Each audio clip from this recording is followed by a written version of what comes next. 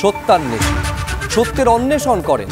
কিন্তু রাজনীতিতে সত্য কোনটা, কে সত্যি বলছেন আর কে মিথ্যে, তা বোঝা বেশ কঠিন।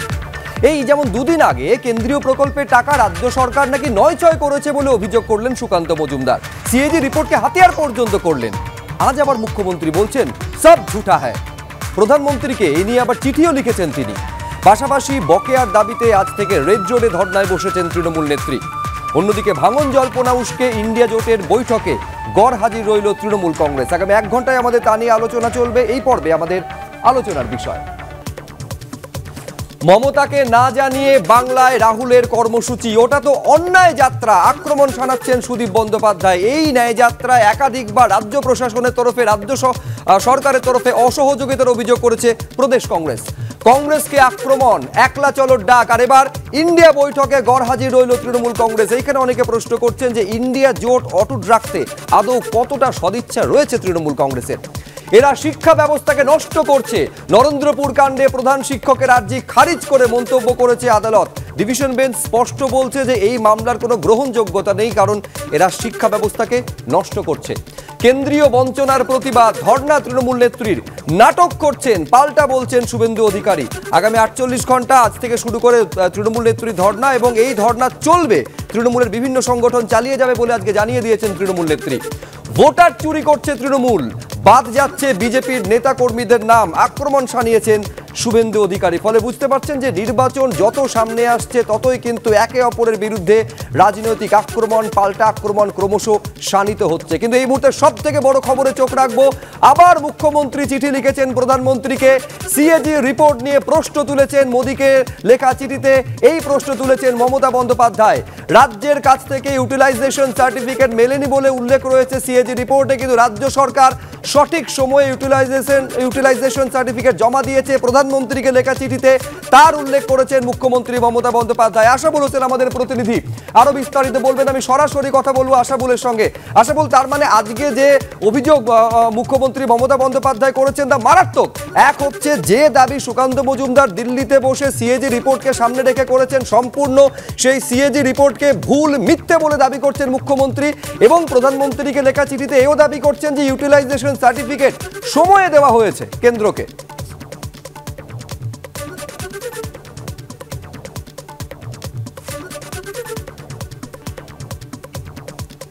কোনো কারণে যোগাযোগের সমস্যা হচ্ছে, কিন্তু এই হচ্ছে প্রধানমন্ত্রীকে লেখা সেই চিঠি, যেখানে চিঠিতে স্পষ্ট উল্লেখ করা হচ্ছে there are no pending utilisation certificate of the preceding period, অর্থাৎ আগের কোনো ইউটিলাইজেশন সার্টিফিকেট জমা দেওয়া হয়নি, এই অভিযোগ বিজেপির তরফে।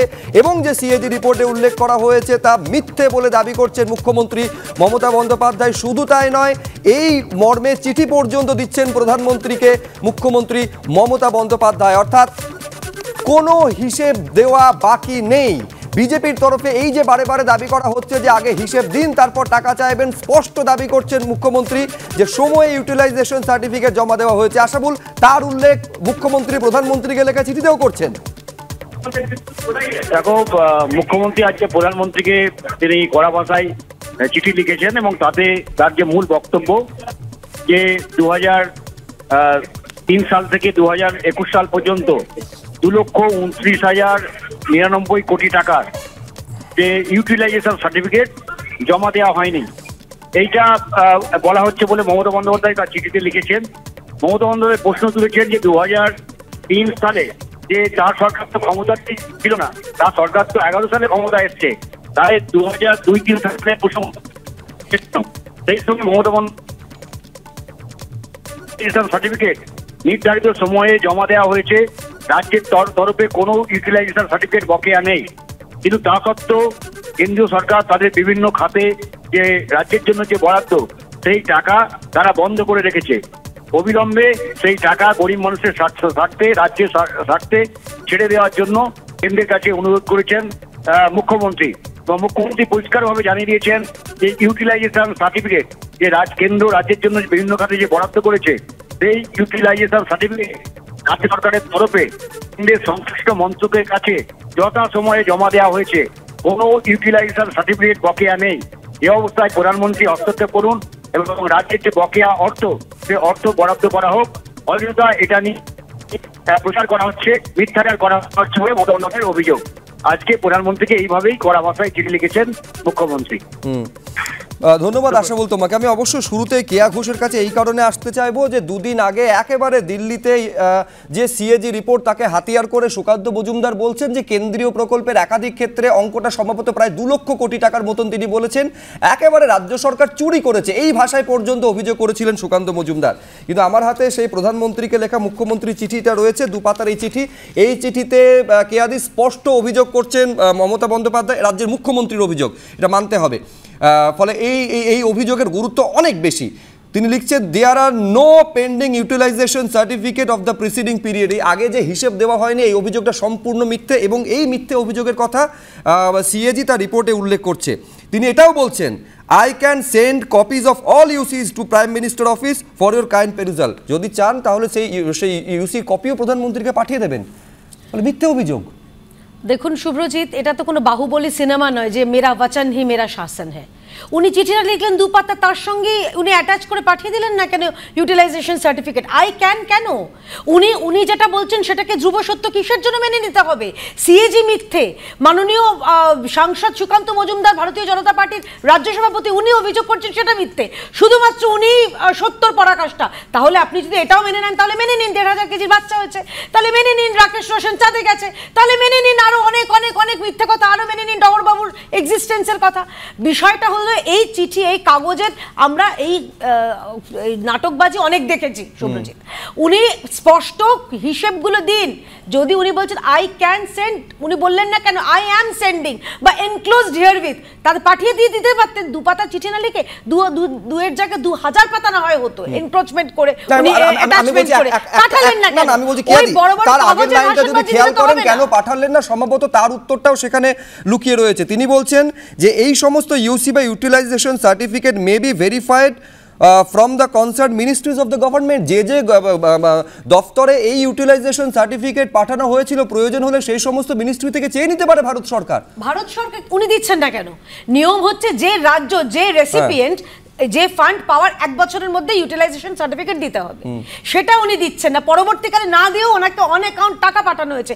আজকের দিনে দাঁড়িয়ে জল জীবন মিশনের জন্য পশ্চিমবঙ্গ সরকারকে 1000 কোটি টাকা দেওয়া হয়েছে, সেগুলোর একেবারে কেয়াদির বক্তব্য দুধ কা দুধ পানি কা পানি হয়ে যেত, এর সঙ্গে চিঠির সঙ্গে ইউটিলাইজেশন সার্টিফিকেটগুলো অ্যাটাচ করে প্রধানমন্ত্রীকে পাঠিয়ে দিতেন। অসুবিধা কোথায় ছিল? আমি এইটাই বুঝতে পারি না বিজেপির মধ্যে এটার চিঠি করসপন্ডেন্সে তার সঙ্গে একটা স্টেশনটা যেখানে রেফারেন্স দিচ্ছেন একজন 3 বারের নির্বাচিত মুখ্যমন্ত্রী, তিনি বলছেন যে আমার কাছে সমস্ত ইউটিলাইজেশন সার্টিফিকেট আছে এবং আপনি কনসার্ন ডিপার্টমেন্ট থেকে এনকোয়ারি করলে এটা জানতে পারবেন। গরিব মানুষের প্রথমত টাকা আটকে রেখেছে, প্রান্তিক মানুষের টাকা আটকে রেখেছে। ওনার তো বিজেপির তো এটা পৈতৃক সম্পত্তি না, এই টাকাটা বা প্রধানমন্ত্রীরও বাড়ির টাকা না, টাকাটা তো জনগণের টাকা। কাজ করিয়ে যে 2021 থেকে হেরে যাওয়ার পরে তারা এইটাকে রাজনৈতিক প্রতিহিংসাকে চরিতার্থ করার জন্য বাংলার প্রান্তিক গরিব মানুষের টাকা তারা আটকে রেখেছেন। আর জ্ঞানগম্যী সে দলে সর্বভারতীয় সভাপতি বলে রবীন্দ্রনাথ শান্তিনিকেতনে জন্মেছেন, আর সহসভাপতি বলেন ঈশ্বরচন্দ্র বিদ্যাসাগর এই তো অসুবিধে না, এটাই প্রবলেম হয়ে গেল না। আপনাদের যোগ্যতা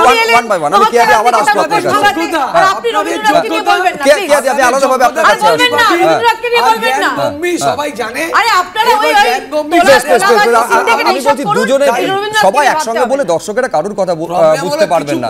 কিন্তু আমি এখানে একবার দর্শকদের দেখাতে চাইবো যে কেন আজকে এই আলোচনাতে এই বক্তব্য, মমতা বন্দ্যোপাধ্যায়ের বক্তব্য এত গুরুত্বের সঙ্গে আমরা করছি। কারণ মুখ্যমন্ত্রী একেবারে এই ধর্ণা মঞ্চ থেকে দাঁড়িয়ে বলছেন যে চিঠি লিখেছেন প্রধানমন্ত্রীকে এই অভিযোগ করে যে সিএজি রিপোর্টে সব মিথ্যে কথা বলা হচ্ছে। কি বললেন মমতা বন্দ্যোপাধ্যায়?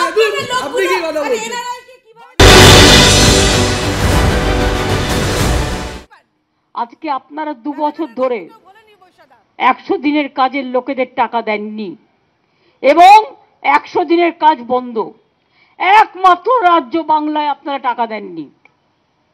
বাংলা কি দোষটা করলো? ইলেকশনের সময় ইংরেজিতে 4 লাইন বাংলা লিখে নিয়ে এসে বড় বড় কথা বলবে, বাংলার মন জয় করবেন, গরিব লোকের টাকা লুট করে। কোথায় গেল 100 দিনের টাকা? যারা কাজ করেছে 21 লক্ষ শ্রমিক তাদের কেন দেওয়া হয়নি 2 বছর ধরে তাদের কাজ করবার পরে টাকা? এটা মনে রাখবেন, কনস্টিটিউশনাল এটা অব্লিগেশন, এর জন্য জেলে যাওয়া উচিত, এটা ম্যান্ডেটরি কনস্টিটিউশনে। ক্যাগ বলেছে কি যেন বেনিয়ম টেনিয়ম করেছেন, টাকা খরচ করেননি। আমি একটা স্ট্রং লেটার প্রাইম মিনিস্টারকে লিখেছি, ক্যাগ যে কথাটাই জানে না সেটাই লিখেছে। বলছে 2003 সাল থেকে, আর 2003 সালে থোড়াই আমরা ছিলাম, 2003-এর দায়িত্ব আমি নেব, 2011 পরে আমরা যখন এসেছি তখনকার দায়িত্ব নেব। তা সত্ত্বেও বলি প্রত্যেকটা ইউটিলাইজেশন সার্টিফিকেট গেছে, টোটাল মিথ্যে কথা। আমরা প্রত্যেকটা ইউটিলাইজেশন সার্টিফিকেট টাইম মতো দিয়েছি। আর ওরা যে 2 লক্ষ কোটি টাকার কথা বলছে, कैग रिपोर्ट देख लीजिए, क्या देख लीजिए, पूरा झूठा बताया। कैग को कोई इंफॉर्मेशन ही नहीं था क्या लिखना है क्या लिखना नहीं है, क्या लिखना चाहिए क्या लिखना चाहिए। It's a distorted facts and written by the BJP party.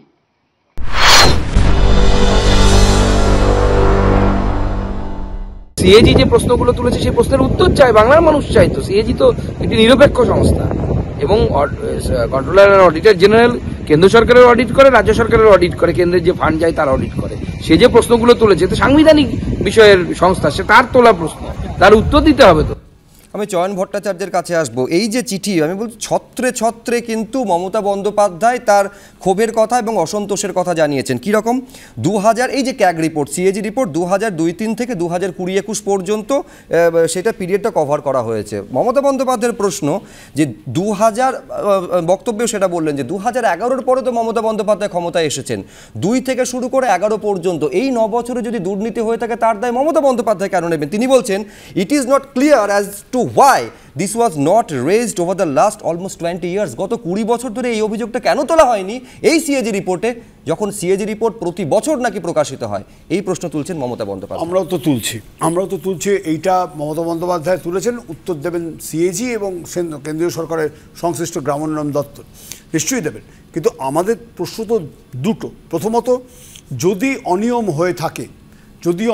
হয়ে থাকে তাহলে কেন্দ্রীয় সরকারের গ্রামোন্নয়ন দপ্তর সেটা মনিটরিং করে স্পষ্টভাবে বলুক এই বরাদ্দ হয়েছে, এই টাকা আমরা বরাদ্দ করেছিলাম, এই টাকা খরচ হয়নি। উল্টো দিক থেকে 3 থেকে শুরু করে 11, আমি বলছি 2 থেকে 11 এই 9 বছরে আপনারা ক্ষমতায়, সেই সময় দুর্নীতি হলে তার দায়িত্ব আপনাদের নিতে হবে। আমাদের আছে দায়, আরে ওইভাবে বলেছেন দায় নিতে হবে, কি স্পষ্টভাবে আসুক। দায় নেওয়ার প্রশ্ন তো পরে, আগে স্পষ্টভাবে তো উল্লেখ করুক কি কি কত টাকা বরাদ্দ করেছিল, কত টাকা আমরা সে সময় খরচ করতে পারিনি, উল্লেখ থাকুক না, অসুবিধা কিছু নেই। দ্বিতীয় যেটা, সেটা নির্দিষ্টভাবে আমরা জানতে চাইছি এই রাজ্য সরকারের কাছেও যে কত টাকা বরাদ্দ করে পেয়েছিলেন, কত টাকা খরচ করেছেন, কত টাকা আপনাদের উদ্বৃত্ত ছিল বা উদ্বৃত্ত ছিল না, কি চেয়েছিলেন, সে কিভাবে রিপোর্টটা দিয়েছেন, সে বিষয়ে শ্বেতপত্র দেওয়া হয়নি কেন, এখনো হচ্ছে না কেন? এই চাপানুতোটা নিহাতি রাজনীতি হয়ে যাচ্ছে। দাবিটা কেন্দ্রের কাছে যেমন চয়নদা করছেন, রাজ্যের তরফেও সেই শ্বেতপত্র হোয়াইট পেপার প্রকাশ করা দাবি করছে। আমি শুভম মৈত্রর কাছে আসবো যে আমি শুরুতে যেটা বলেছিলাম যে সত্যি কথাটা বলছেন কে, আমি রাজনৈতিক বিশ্লেষক শুভম মৈত্রর কাছে ব্যাখ্যার জন্য আসবো। শুভমদা, এই চিঠিতে যেটা মুখ্যমন্ত্রী প্রধানমন্ত্রীকে লিখেছেন তার 2য় পৃষ্ঠায় মুখ্যমন্ত্রী বলছেন যে 20শে ডিসেম্বর আপনার সঙ্গে আমার বৈঠক হলো, কথা হলো, সেই অনুযায়ী 23শে জানুয়ারি সচিব স্তরে বৈঠক হলো নয়াদিল্লিতে, সেখানে সমস্ত বিষয় নিয়ে আলোচনা হলো, কিন্তু এই ইউসি বা ইউটিলাইজেশন সার্টিফিকেট বিষয়টা, প্রসঙ্গটা আলোচনাতে এলোই না। আমি বলছি গোটা বিষয়টার মধ্যে কোথাও কি মনে হচ্ছে না যে জলটা স্বচ্ছ হওয়ার পরিবর্তে আরও বেশি ঘোলাটে হচ্ছে, আর এই ঘোলা জলে যাদের স্বার্থ সবথেকে বেশি ক্ষতিগ্রস্ত হচ্ছে তারা ওই খেটে খাওয়া মানুষগুলো? একেবারেই। আপনাকে একটু 1950 সালের একটা ছবির কথা বলি আর কি, পুরসভার ছবি, নাম রসময়। সেখানে মারা যান একজন সামুরাই, খুন হন আর কি, এবং তাই নিয়ে একজন পুরোহিত, একজন কাঠুরে, একজন সাধারণ মানুষ, এদের বিভিন্ন রকমের বক্তব্য এবং সেই নিয়ে আলাপ আলোচনা আর কি। সত্যটাকে খুঁজে পাওয়া যায় না। এবার প্রশ্ন হচ্ছে, পশ্চিমবঙ্গের প্রতিটি রাজ্যেই কি রাজনীতির ক্ষেত্রে এই ধরনের প্রশ্ন উঠছে যে সব জায়গাতেই রসমন এফেক্ট, অর্থাৎ কোনটা সত্যি আমরা বুঝতে পারছি না। দেখুন, সিএজি রিপোর্ট, সেই রিপোর্ট একটা কাগজ, সেই কাগজটা ওয়েব পেজে পাওয়া যাওয়া উচিত। তার করেসপন্ডিং আমাদের সরকার কি রিপোর্ট দিয়েছে এগুলো পাওয়া যাওয়া উচিত। এগুলো আমরা কোনো একটা কারণে খুঁজে পাচ্ছি না সবাই, এবং তার ফলে কি কোনটা সত্য সেটা বুঝতে না পারার ফলে যেটা মূলত হচ্ছে, কেন্দ্র রাজ্যের যে সম্পর্কটা সেটা তৃণমূল বিজেপির সম্পর্কের মতো গিয়ে দাঁড়াচ্ছে, অর্থাৎ কখনো কখনো তাদের মধ্যে বিপুল ঝগড়া, কখনো কখনো ঠিক বোঝা যাচ্ছে না কি হচ্ছে, এবং দিনের শেষে তারা পশ্চিমবঙ্গের প্রায় সব আসন জিতে নিয়ে বেরিয়ে যাচ্ছেন। এইটাই হচ্ছে রসমন এফেক্ট। এই জায়গাটায় যতক্ষণ না আমরা পরিষ্কারভাবে জানতে পারবো সত্যটা কি, ততক্ষণ 100 দিনের কাজের টাকা মানুষ পাবেন না। কারণ যে গরিব মানুষ যারা কাজ করেছেন, যারা পুকুর কেটেছেন, যারা রাস্তা বানিয়েছেন, তার কাছে কিন্তু 100 দিনের টাকাটা ভীষণ গুরুত্বপূর্ণ। তার কাছে এই 100 দিনের টাকাটাই জামা হবে, হয়তো একটু খাবার দাবার হবে, বাড়ির 2-1টা আসবাবপত্র হবে, 2টো বই কেনা হবে, ছেলে মেয়ের একদিন ডাক্তার দেখানো হবে। সেই জায়গাটা কিন্তু তৃণমূল বা বিজেপি বা কেন্দ্রের শাসক দল এবং রাজ্যের শাসক দল কোনো সমাধানের জায়গায় আমাদের পৌঁছে দিচ্ছে না। ফলে আমাদের দাবি একটাই, যে সাধারণ মানুষ, যে মানুষরা কাজ করেছেন তাদের হাতে টাকা পৌঁছে যাক, এবং যে মানুষরা কাজ করেননি, যেখানে মিথ্যে আছে, সেই টাকা কেন্দ্রীয় সরকার না দিক। কিন্তু এই সমস্যার সমাধানের কোনো রাস্তা আমরা খুঁজে পাচ্ছি না। কিন্তু আমি একটা জায়গা অত্যন্ত গুরুত্বপূর্ণ বললেন, আমি কেয়াদির কাছে আসবো, সেটা হচ্ছে রাজ্য এবং কেন্দ্রের মধ্যে সম্পর্ক বা যা দড়ি টানাটানিটা, সেটা ক্রমশ বিজেপি বনাম তৃণমূল হয়ে যাচ্ছে। কেন বলছি, আজকে মমতা বন্দ্যোপাধ্যায় বলছেন এই যে সিএজির মতন হাই অফিস, এই ধরনের প্রতিষ্ঠান, এজেন্সি, এগুলোকে বিজেপি পার্টি অফিস বানিয়ে দিয়েছে। এটা কে বলছে? মমতা বন্দ্যোপাধ্যায়, যিনি নাকি যার প্রতিনিধি বিধানসভাতে জয়েনিং করান, নবান্নে বসে স্টেট সেক্রেটারিয়েটে জয়েনিং হয়, তারা বলছে পার্টি অফিস। মানে আমার মনে হয় মমতা বন্দ্যোপাধ্যায়কে সামনে আয়না দেখালে তিনি প্রচন্ড কুপিত হন, ঠিক যেরকম কুপিত হলেন একটু আগে দেখলাম তৃণমূলের প্রতিনিধি। আমার বক্তব্য হচ্ছে খুব স্পষ্ট,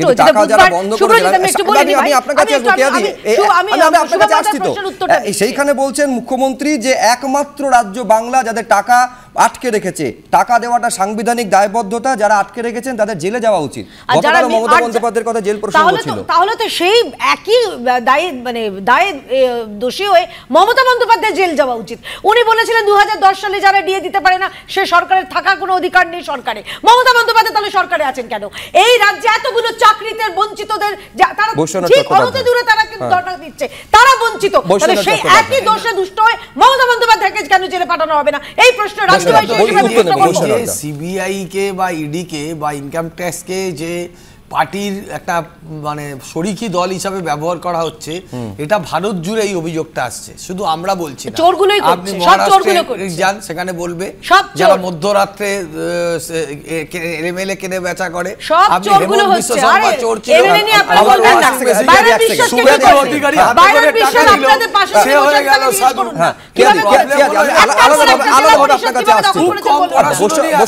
শুধুমাত্র ঝালদা বলতে দিন, আপনাকে আলাদাভাবে আপনার কাছে এসেছি, আমি বলছি বৈশ্বনাথদা, এই একই অভিযোগ তো রাজ্যের একাধিক সংস্থার ক্ষেত্রে রাজ্য বিজেপি করে থাকে, যে একেবারে দলীয়ভাবে সংস্থাগুলোকে ব্যবহার করা হয়। যে অভিযোগ মমতা বন্দ্যোপাধ্যায় কেন্দ্রের সংস্থার সম্পর্কে করছেন, রাজ্য বিজেপি এই একই অভিযোগ রাজ্যের সংস্থার ক্ষেত্রে করে থাকেন। আপনারা জানেন যে এই রাজ্যে রাহুল গান্ধীর ভারত জোড়ো ন্যায়যাত্রার আজই ছিল শেষ দিন। রামপুরহাট থেকে নলহাটি হয়ে ঝাড়খণ্ডে পৌঁছলো রাহুল গান্ধীর ন্যায়যাত্রা। হুটখোলা জিপে জনসংযোগ সারলেন রাহুল গান্ধী। যখন নলহাটির মধ্য দিয়ে যাচ্ছে, সেই সময়ের ছবি দেখতে পাচ্ছেন। হুটখোলা জিপে রাহুল গান্ধী হাত নাড়ছেন, তার ঠিক পাশে রয়েছেন অধীর রঞ্জন চৌধুরী। প্রশাসনিক অনুমতি ছাড়াই মুর্শিদাবাদ এবং বীরভূমে রাহুল গান্ধীর এই ন্যায়যাত্রা হলো। মাধ্যমিক পরীক্ষার জন্য এই দুই জেলায় সভা করতে পারলেন না রাহুল গান্ধী। পদযাত্রা করতে চেয়েছিলাম, কিন্তু সময় কম থাকার কারণে রোড শো করতে হয়েছে বলে ঘনিষ্ঠ মহলে জানিয়েছেন রাহুল গান্ধী। সাধারণ মানুষের অসুবিধার কথা জানতে চেয়েছেন রাহুল গান্ধী।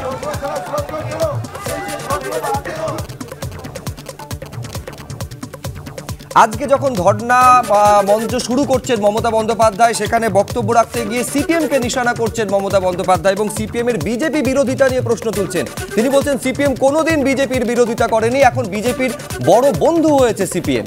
আমরা কংগ্রেসকে 300 আসনে একা লড়তে বলেছিলাম। কংগ্রেসকে বলেছিলাম যে আঞ্চলিক দলগুলো যেখানে যার শক্তি বেশি তারা লড়ুক। কংগ্রেস এবারে 40টা আসন দেশে পাবে কিনা সন্দেহ রয়েছে। রাজ্যে বসন্তের কোকিল এসেছে, ভোট এসেছে বলে রাজ্যে এখন ফটো সেশন করতে এসেছে, এই বলে কটাক্ষ করেছেন নাম না করে কংগ্রেসকেও। কি বলছেন মমতা বন্দ্যোপাধ্যায়, কি বলেছেন আজকে রেড জোরে ধর্ণা মঞ্চে দাঁড়িয়ে, দেখো। আমরা কংগ্রেসকে বলেছিলাম 300 আসন একা লড়ো, আমরা সবাই মদত করব। আর 243টা আসন সব রিজিওনাল পার্টিকে দিয়ে দাও, যারা যেখানে স্ট্রং তারা লড়ুক, সেখানে তুমি মাতব্বরি করবে না। হলো না? প্রথমেই চলে এলো বাংলায়। কংগ্রেস তুমি তো একা পারবে না, তুমি 40টা সিট পাবে কিনা আমরা জানি না। সারা ভারত 300টা সিট লড়ে। আজ তোমাদের এত অহংকার, এত অলংকার, আমি নাই বা কিছু চাইলাম, তাও আমি বলেছিলাম 2টো সিট তোমাদের দেবো, তোমাদের জিতিয়েও দেবো। বললো হবে না। আমি বললাম কটা চাই? 42টা। আচ্ছা 42টাই নিয়ে নাও। রিজেক্টেড। তারপর থেকে আমার সাথে কোনো সম্পর্ক নেই, কথাও হয়নি। বাংলায় প্রোগ্রাম করতে এসছি, আমরা নাকি ইন্ডিয়ান অ্যালায়েন্স? একবার তো ইনফরমেশনটা দেবে, অমুক দিন থেকে প্রোগ্রাম করতে যাচ্ছি বাংলায় এই রুট দিয়ে, আর তো কিছু চাই না। আমাকে কেউ তো বলেনি, আমি অ্যাডমিনিস্ট্রেশনের থ্রুতে শুনেছি। বুকের পাটা থাকতো দেখতাম ইউপিতে এলাহাবাদে গিয়ে বিজেপিকে হারিয়ে এসো, যেটা জায়গা হেরেছো, মধ্যপ্রদেশে গিয়ে হারিয়ে এসো। আর এখন ইলেকশন এসছে, তাই বসন্তের কোকিলদের কাউকে ফটোশ্যুট করছে সব। এখন আবার নতুন দেখছি, নতুন করে ফটোশ্যুট, যারা কোনোদিন চায়ের দোকানে বসেইনি, চা বানাতে জানেই না, বাচ্চাদের আদর করেইনি, শিশু বলতে কি বোঝেই না, বিড়ি বাঁধতে জানেই না কোনোদিনও, বিড়ির বদলে অন্য কিছু হয়তো খায়। চয়নদা, এর আগে একাধিকবার কখনো রাম বাম শ্যাম এই বলে কটাক্ষ করেছেন, এবং এই দুদিন আগে তো এটাও বলেছেন যে কংগ্রেস এবং তৃণমূলের মধ্যে সুসম্পর্ক আপনাদের দল সিপিএম ভেঙেছে। আজকে মমতা বন্দ্যোপাধ্যায় বলছেন যে বিজেপির সব থেকে বড় বন্ধু আপনারা, ফলে আপনাদের বিজেপি বিরোধিতা মুখে যেটা বলছেন তা নিয়ে বড়সড় প্রশ্ন তুলে দিয়েছেন মমতা বন্দ্যোপাধ্যায়। মমতা ব্যানার্জি প্রশ্ন তুলেছেন, কিন্তু পশ্চিমবাংলায় যারা সংবাদ সংগ্রহ করে, যারা সাংবাদিক, যারা বিশ্লেষক, তারা তো জানেন যে শ্যামাপ্রসাদ মুখোপাধ্যায়ের আমলে পর্যন্ত কোনোদিন কেউ কোনো বিজেপির নেতা পশ্চিমবাংলায় এসে বলেননি 35টা আসন চাই। এটা মমতা ব্যানার্জির আমলে এসে বলেছেন, কারণ মমতা ব্যানার্জির হাত ধরে বিজেপি পশ্চিমবাংলায় এসে দুনিয়া শুদ্ধ লোক জানে। দ্বিতীয় যেটা, সেটা হচ্ছে যে প্রথম থেকে মমতা ব্যানার্জির মন্ত্রিসভায়, মমতা ব্যানার্জি বিজেপির কেন্দ্রীয়ভাবে মন্ত্রিসভায় ছিলেন, এবং 2009 ছাড়া আর একবারও লোকসভা নির্বাচনে মমতা বন্দ্যোপাধ্যায় কংগ্রেসের সঙ্গে লড়েননি, বিজেপির সঙ্গেই বরাবর হাত মিলিয়ে চলেছেন। আমাদের খুব স্পষ্ট প্রশ্ন যে মমতা বন্দ্যোপাধ্যায় আজকে এত ভালো ভালো কথা বলছেন, ওই রেড রোডে দাঁড়িয়ে, যেটার নাম এখন ইন্দিরা গান্ধী সরণি, ওখানটায় দাঁড়িয়ে উনি বড় বড় কথাবার্তা বলছেন। আমরা খুব স্পষ্টভাবে জানতে চেয়েছিলাম যে তারিখের রেফারেন্স উনি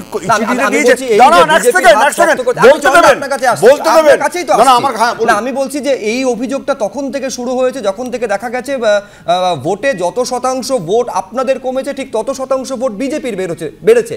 তখন থেকে ওই রাম আর বাম পুটকির এদিক ওদিক, তখন থেকে অভিযোগটা কিন্তু এখনো সমানভাবে চলছে। এখন একদম স্পষ্টভাবে বলছি, আমাদের এখানে আজকে তো এটা নিয়ে আলোচনা চলছে, রুটি রুজি নিয়ে আলোচনাটা খুব কম হচ্ছে।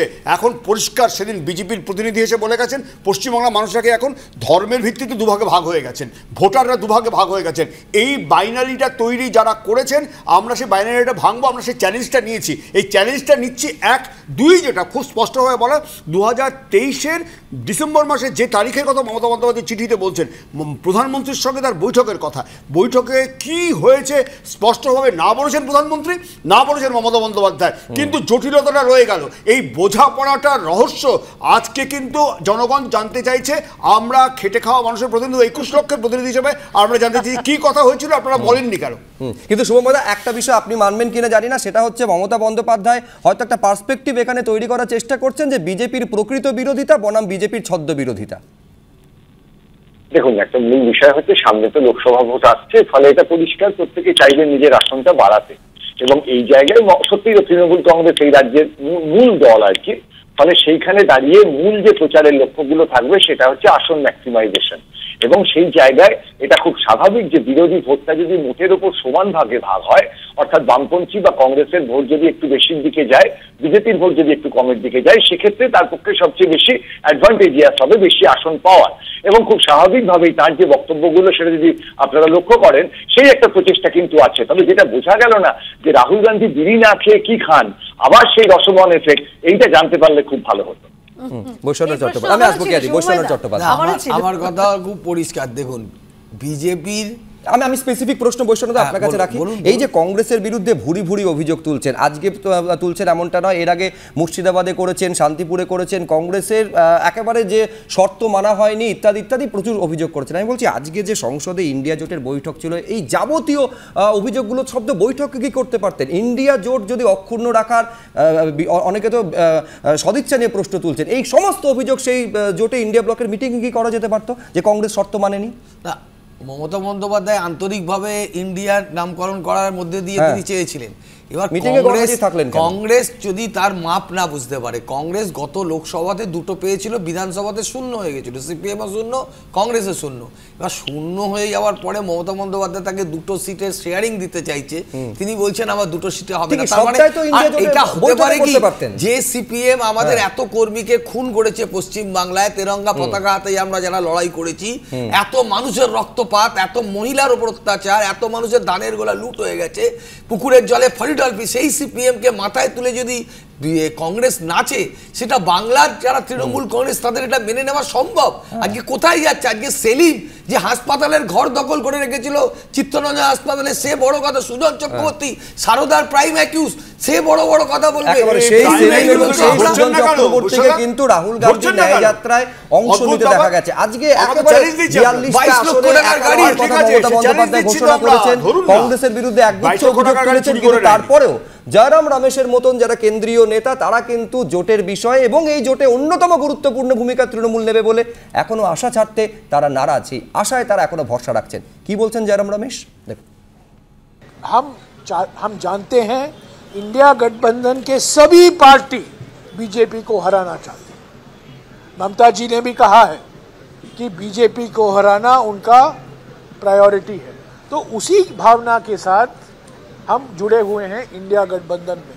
एक तरफा सीट फॉर्मूला का घोषणा नहीं हो सकता है, बातचीत करके अगर मतभेद हैं उसको निकालने की कोशिश कीजिए। एक गठबंधन में लेन देन होता है, कॉम्प्रोमाइज होता है, हमें भी कॉम्प्रोमाइज करना पड़ता है। There were some incidents, our posters were torn in some places, I know myself, but you have also seen one video of mine where I am waving at a photograph of the Chief Minister of West Bengal. Lok Sabha के लिए India गठबंधन है, 27 पार्टियों का गठबंधन है, हम और एक होकर लड़ेंगे। বৈষ্ণব চট্টোপাধ্যায়ের কাছে এটাই প্রশ্ন যে জোটের মধ্যে, যেটা জয়রাম রমেশও বলছেন, জোটের মধ্যে মতভেদ থাকতেই পারে, কিন্তু সেটা আলোচনার মাধ্যমে মিটিয়ে নেওয়া উচিত। আমার প্রশ্নটা সে একই জায়গায়, সেই আলোচনার তো জন্যই তো আজকে ইন্ডিয়া জোটের মিটিং ছিল। জয়রাম রমেশ একরকম কথা বলছেন, তৃণমূল আছে তো নিশ্চয়ই এখন ইন্ডিয়া। জয়রাম রমেশ এক ধরনের কথা বলে, আর ওই নেড়ামাথা কংগ্রেসের একটা ছেলে আছে ওই পানিহাটিতে থাকে, সে আর একটা কথা বলে। অধীর চৌধুরী মাথায় ফেট্টি বেঁধে তিনি এক ধরনের কথা বলে। তিনি যদি মমতা ব্যানার্জির বিরোধিতা করেন, উনি যে বিজেপিকে সাপোর্ট করছেন ইনডাইরেক্ট ভাবে, এটা তো বোঝাই যাচ্ছে, তো এক্সপোজ হয়ে গেছে অধীর চৌধুরী। অধীর চৌধুরী বলছে রাষ্ট্রপতি শাসন চাই, এটা কার পারপাস সাফ করছে আপনারা বলুন? এটা তো বিজেপির কথাকে, শুভেন্দুর কথাটাই ও নিয়ে বলছে। শুনুন, আমি কেয়া ঘোষের কাছে আসবো। এই যে শুভেন্দু অধিকারী আপনাদের নেতা, তো প্রায় প্রত্যেকটা মঞ্চ থেকেই বলেন যে সেটিং অপোজিশন এতদিন দেখে এসেছেন, আমরা হচ্ছি রিয়েল অপোজিশন, কিন্তু যে অভিযোগগুলো সামনে আসছে এবার তো কিছুক্ষণ আগে বৈষ্ণবদা বলছিলেন যে এটাও আরেকটা সেটিং অপোজিশনের নমুনা, যে কংগ্রেস এবং সিপিএম আসলে বিজেপির হাত শক্ত করছে। কি করে হাত শক্ত করছে আমাকে একটু বুঝিয়ে বলবেন? এই যে তৃণমূল এত বড় বড় কথা বলছে, তৃণমূলের যে ছোট খোকা, তার জন্য কে কেস লড়ে? যে কংগ্রেসের নেতা, কংগ্রেসের সাংসদ অভিষেক মনু সিংভি, কপিল সিব্বল। সেটিংটা তাহলে কার সঙ্গে কার, শুভ্রজিৎ? এই মুহূর্তে আমি আপনাকে বলছি দায়িত্ব নিয়ে, মমতা বন্দ্যোপাধ্যায় বুঝে গেছে যে কংগ্রেস আর সিপিএমকে নাইবা ধর্তব্যের মধ্যে ধরলাম, এরা হচ্ছে ব্যাগেজ, এরা হচ্ছে বোঝা ছাড়া কিছু নয়। তাই মমতা বুঝে গেছেন, তাই এদেরকে নিয়ে করে লাভ নেই, এদের পারিবারিক ব্যাপার আমরা আলোচনা করবো না। আমরা বলছি তৃণমূল কংগ্রেস দুর্নীতিগ্রস্ত, আমরা বলছি তৃণমূল কংগ্রেস চোর, এটা আমাদের কেন্দ্রীয় নেতারাও বলছে। এদের মতন নয় যে রাজ্যে একরকম কেন্দ্রে একরকম। এই মুহূর্তে কংগ্রেসের যে অবস্থা, কংগ্রেসের নেতারা মমতা বন্দ্যোপাধ্যায় এবং তৃণমূল কংগ্রেসকে বলছে আও না গালে লাগ যাও না, কিন্তু মমতা বন্দ্যোপাধ্যায় বলছেন তোমার ডাকে সাড়া দিতে বই গেছে, কারণ বারবার বলছি এটা ব্যাগেজ ছাড়া কিছু নয়। সেটিং এর এত কথা বললেন বৈষ্ণবদা, কিন্তু মমতা ব্যানার্জি যখন সীতারাম ইয়েচুরির সঙ্গে যখন পাটনা থেকে ব্যাঙ্গালোর যখন বৈঠক করলেন, তখন মনে হয়নি যে এই সিপিএম এত মানুষ মেরেছে, এই সিপিএম এত তৃণমূলকে মেরেছে, এই সিপিএম এত দুর্নীতি করেছে? আপনাদের তখন মনে হয়নি? তখন মনে হয়েছিল সব থেকে বড় আমরা সবাই রাজা বলে মমতা বন্দ্যোপাধ্যায়কে প্রধানমন্ত্রী আসনে বসাবেন। এখন দেখছেন সেই গুণে বালি, তাই আবার লজিক্যালি বুঝতে হবে 1:1 এর লড়াইয়ের কথা মমতা বন্দ্যোপাধ্যায় বলেছিলেন, এবং গত 2019 সালের পরিসংখ্যান দিয়ে দেখিয়েছিলেন যে বিজেপি যে ভোট পেয়ে সরকারে এসছে তার থেকে তার বিরোধী ভোট বেশি ছিল। তার মানে ভারতবর্ষের বেশিরভাগ মানুষ বিজেপিকে চায়নি, তার সত্ত্বেও তারা বিজেপি সরকারে এসছে। তো আমি এখানে দাঁড়িয়ে বলছি যে এই যে সিপিএম এর যে ভোটটা 4% নেমে গেছে, সেই ভোটটা কিন্তু প্লাস হয়েছে বিজেপির অ্যাকাউন্টে। আমাদের ভোট পার্সেন্টেজ আমরা বাড়িয়েছি। বেশ প্রশ্ন বিধানসভাতে একেবারে সংখ্যা এবং শতাংশের হিসেব নিকেশ, কিন্তু পাশাপাশি এইটা অনেকে প্রশ্ন তুলছে যে তৃণমূল কংগ্রেস এই মুহূর্তে ঠিক কোন অবস্থায় রয়েছে? ইন্ডিয়া জোটে ঠিক কত শতাংশ তৃণমূল কংগ্রেস? 100% আছে নাকি কিছুটা আছে কিছুটা নেই, এরকম জায়গায় আছে? প্রদেশ কংগ্রেসের কথা শুনবে নাকি কংগ্রেস হাইকমান্ডের কথায় তৃণমূল তাদের অবস্থানে কোনো বদল করবে? এগুলো নিঃসন্দেহে একটা সাসপেন্সের বিষয়। সময়ের যত গড়াবে ভোটের দিকে তত আস্তে আস্তে ক্রমশ প্রকাশ্য যাকে বলে। শুভময়দা, আপনার নিশ্চয়ই মনে আছে দিল্লিতে যখন বৈঠক হলো ইন্ডিয়া জোটে, সেই বৈঠকের আগে মমতা বন্দ্যোপাধ্যায় যখন বক্তব্য ছিল যে একেবারে জোট ধর্মের যেটা প্রাথমিক শর্ত সেটা হচ্ছে নমনীয় অবস্থান নেওয়া, এবং অত্যন্ত নমনীয় অবস্থান সেদিন নিয়েছিলেন বলে মনে হয়েছিল। সেটা সিপিএমের প্রশ্নে হতে পারে, কংগ্রেসের সঙ্গে আসন সমঝোতার প্রশ্নে হতে পারে, এটাও বলেছিলেন যে someone has to bell the cat. আজকে যখন মমতা বন্দ্যোপাধ্যায়কে এই একটা কঠোর অবস্থান নিতে দেখা যাচ্ছে, একলা চলর নীতি মমতা বন্দ্যোপাধ্যায় নিচ্ছেন, পরিস্থিতি কি বদলে গিয়েছে নাকি মমতা বন্দ্যোপাধ্যায়ের অবস্থানটা বদল হয়েছে? না, অবশ্যই দেখুন, রাজনীতিতে কিন্তু অবস্থান বদল হয় এবং এগুলোকে সবসময় মানে খুব সমালোচনার দৃষ্টিতে না দেখলেও চলে আর কি। কারণ এটা বুঝতে হবে যে যখন প্রথম এই জোটের আলোচনা শুরু হয় সেখান থেকেই জোটটা কিন্তু অনেক ক্ষেত্রেই তাদের মধ্যে খুব জোড়াতালি দিয়ে একটা জোট চলছিল, এবং এটা তো খুব স্বাভাবিক যে সিপিআইএম এর সঙ্গে তৃণমূলের কোনো জোট হওয়া এ রাজ্যে একেবারেই অসম্ভব। কংগ্রেস হয়তো কিছু ক্ষেত্রে তৃণমূলের ন্যাচারাল অ্যালি হতে পারেন, কিন্তু এই মুহূর্তে কংগ্রেসের যে রাজ্য নেতৃত্ব তারা পরিষ্কারভাবে মনে করছেন যে তারা তৃণমূলের সঙ্গে জোটে যাবেন না এবং তার বিরোধিতা করছেন। এই জায়গায় দাঁড়িয়ে আমার মনে হয় যে কম্পারিশনটা তৈরি হয়েছে, সেই জায়গায় দাঁড়িয়ে কংগ্রেসের কেন্দ্রীয় নেতৃত্ব যতই বলুক না কেন, আমাদের রাজ্য নেতৃত্ব একেবারেই তৃণমূলের সঙ্গে খুব একটা একসঙ্গে লড়ার পথে নেই, এবং সেই জায়গায় মমতা বন্দ্যোপাধ্যায়ের পক্ষেও খুব একটা অন্য কোনো অপশন নেই। আমার মনে হয় এই রাজ্য ত্রিমুখী লড়াই দেখতে চলেছে। এখন প্রশ্ন হচ্ছে এই যে রিজিওনাল কম্পালশনের ঊর্ধ্বে ওঠা গেল না, তার দায়টা কার? বৈশ্বনাথ চট্টোপাধ্যায়। দেখুন, আমরা তো বারবার বলছি যে কংগ্রেস 300টা সিট লড়ুক, বাকি সিটগুলো সবাইকে লড়তে দিক। এবার কংগ্রেস যদি দাদাগিরি করার মানে একটা মানসিকতা থেকে কাউকে সবটাতেই তো করলে হবে না। সব পশ্চিমবাংলায় এটা ঘটনা যে মমতা বন্দ্যোপাধ্যায় ছাড়া লড়াই করা সম্ভব না বিজেপির বিরুদ্ধে। ভারতবর্ষে মমতা বন্দ্যোপাধ্যায়ের একটা বড় নেতৃত্ব আছে, সেখানে দাঁড়িয়ে যদি সেইখানে বাংলায় যেখানে 2টো সিট ওনারা গতবারে পেয়েছিলেন আর বিধানসভাতে সেটা শূন্য হয়ে গেছিল, বিধানসভা কংগ্রেসে তো কোনো প্রতিনিধি নেই, ফলে তাদের পাল্টা বক্তব্য নেওয়ার আমার কাছে কোনো সুযোগ নেই। কিন্তু আমি এখানে চয়ন ভট্টাচার্যের কাছে আসতে চাই। খুব পরিষ্কার কথা এখানে হচ্ছে যে বিজেপিকে কংগ্রেস সিপিএমকে এক আসনে রেখে না, বিজেপি সে কংগ্রেস সিপিএমকে এক আসনে রাখুন। যদি কংগ্রেস সিপিএমকে এক আসনে রেখে আক্রমণ করেন, আজকে আপনি ধর্ণামঞ্চ থেকে ভাবুন তো, যতবার বিজেপিকে আক্রমণ করেন তার থেকে 3 গুণ বেশি আক্রমণ করেছেন কংগ্রেস এবং সিপিআইএমকে। নির্দিষ্টভাবে বলে রাখা দরকার, আমরা বলেছিলাম ইন্ডিয়া কোনো আইএনডিআইএ কোনো অ্যালায়েন্স বা কোনো জোট নয়, একটা প্ল্যাটফর্ম যেখানে দাঁড়িয়ে আমরা বিজেপির বিরুদ্ধে কথা বলবো, যেখানে দাঁড়িয়ে গণতন্ত্রের কথা বলবো, ধর্মের কথা বলবো। সেখানটায় দাঁড়িয়ে যদি শুধুমাত্র বিজেপিকে গাল না দিয়ে তৃণমূল খালি সিপিআইএম এবং কংগ্রেসকে গালাগাল দেয়, তাহলে বিজেপি বিরোধী ব্লক থাকবেন কি করে? নিঃসন্দেহে এইবারে দেখুন প্রকৃত বিরোধিতা এবং ছদ্ম বিরোধিতার মধ্যে এই যে দড়ি টানাটানি চলছে, আলটিমেট সিদ্ধান্ত কিন্তু সাধারণ মানুষ নেবেন যখন তার গণতান্ত্রিক অধিকারটা ভোট বাক্সে প্রয়োগ করবেন। কি হবে সেটা তো ভোট যখন ফল ঘোষণা হবে তখন সেটা পরিষ্কার হবে। আপাতত আলোচনা এই পর্যন্তই।